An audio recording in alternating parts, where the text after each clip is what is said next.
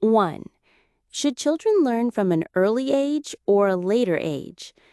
I believe children should start learning from an early age, as their brains are highly flexible and absorb new information quickly. Early learning helps build strong foundations in language, thinking, and social skills. However, it's important that the learning is fun and not pressured. Through play and exploration, children can develop curiosity and a love for learning. Waiting too long might mean missing a critical stage of development, so early learning done gently is both effective and beneficial. 2. Some schools are considering extending break time while shortening lunchtime. I don't think shortening lunchtime is a good idea, even if it means a longer break. Lunch is not just about eating, it's also a time for students to relax, recharge, and socialize. Cutting it short might lead to rushed meals or students skipping lunch altogether, which can affect their energy and concentration. While longer breaks are helpful, they shouldn't come at the cost of students' health and well-being. A better balance between the two would be more beneficial. 3. Do you agree or disagree with this change? Give reasons and examples to support your opinion. I disagree with this change. While longer breaks can help students refresh their minds, reducing lunchtime could negatively impact their health and well-being.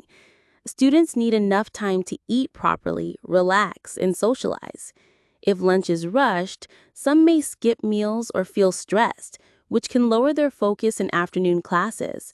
For example, I've seen students in my school struggle to finish eating when lunch periods are too short. A better solution would be to keep both lunch and break times balanced. 4. School day or school night? I definitely prefer a school day rather than school at night. Daytime classes fit better with our natural body rhythms, helping students stay alert and focused. Also, having school during the day leaves evenings free for relaxation, hobbies, or family time, which are important for a balanced life. Night school can interfere with sleep patterns and cause fatigue. So, for both academic performance and personal well-being, daytime schooling seems much more effective. 5. Uniforms to schools. School uniforms present both advantages and disadvantages. On one hand, uniforms can promote a sense of equality among students, reducing peer pressure related to clothing and fostering school identity. They may also enhance discipline and focus. On the other hand, uniforms can limit individual expression and creativity, which are important aspects of personal development.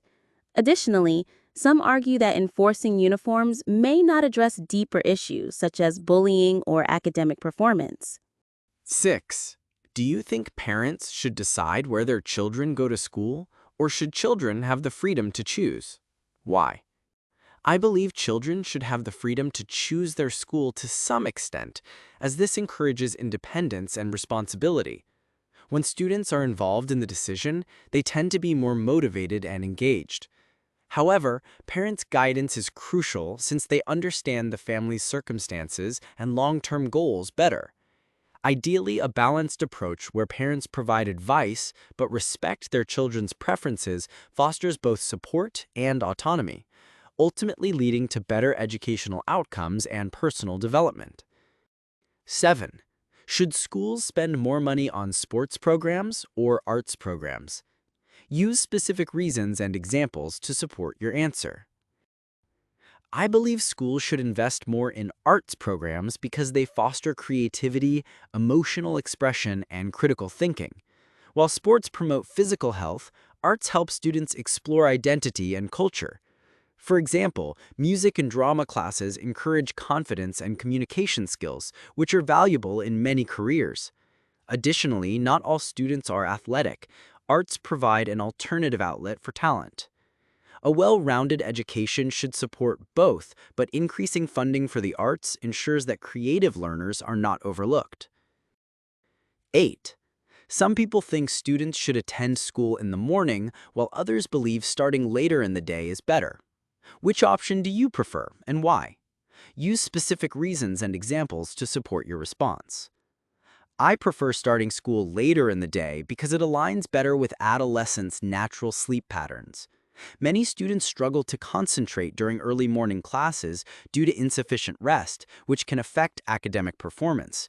For example, studies show that later start times improve alertness and mood. Additionally, a delayed schedule can reduce morning stress and improve overall well-being. While mornings have traditional advantages, prioritizing students' health and cognitive function makes later start times a more effective choice. 8. Some people think students should attend school in the morning, while others believe starting later in the day is better. Which option do you prefer and why? Use specific reasons and examples to support your response. I prefer starting school later in the day because it aligns better with adolescents' natural sleep patterns. Many students struggle to concentrate during early morning classes due to insufficient rest, which can affect academic performance. For example, studies show that later start times improve alertness and mood. Additionally, a delayed schedule can reduce morning stress and improve overall well-being. While mornings have traditional advantages, prioritizing students' health and cognitive function makes later start times a more effective choice. 9. Do you agree or disagree with the following statement? Schools should incorporate art and sports into the same curriculum rather than keeping them separate. Use specific reasons and examples to support your answer.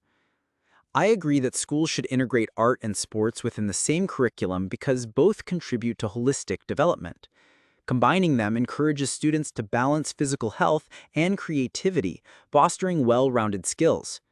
For example, participating in team sports enhances discipline and cooperation, while arts nurture self-expression and critical thinking. An integrated approach also promotes time management and reduces the academic pressure by providing diverse outlets for stress relief and personal growth. 10. Some people believe that schools should have strict rules to maintain discipline and order, while others think a more relaxed approach allows students to develop independence and creativity. Which approach do you think is better for students, and why? I believe a balanced approach between strict rules and relaxed freedom is best for students. Strict discipline creates a safe, orderly environment essential for learning, while too much rigidity can stifle creativity and independence. Conversely, a relaxed atmosphere encourages self-expression but may lead to distractions without clear boundaries. For example, schools that combine clear expectations with opportunities for student autonomy often see better academic performance and personal growth. Thus, integrating both approaches nurtures responsibility and creativity effectively. 11. Should school allow students to use devices in school? I believe schools should allow students to use devices as educational tools, provided usage is properly supervised. Devices like tablets and laptops offer access to diverse learning resources and interactive materials, enhancing engagement and understanding. For instance, digital tools can facilitate research and collaborative projects. However, clear guidelines are essential to prevent distractions and misuse. When integrated thoughtfully, technology can enrich the learning experience and prepare students for a digital world.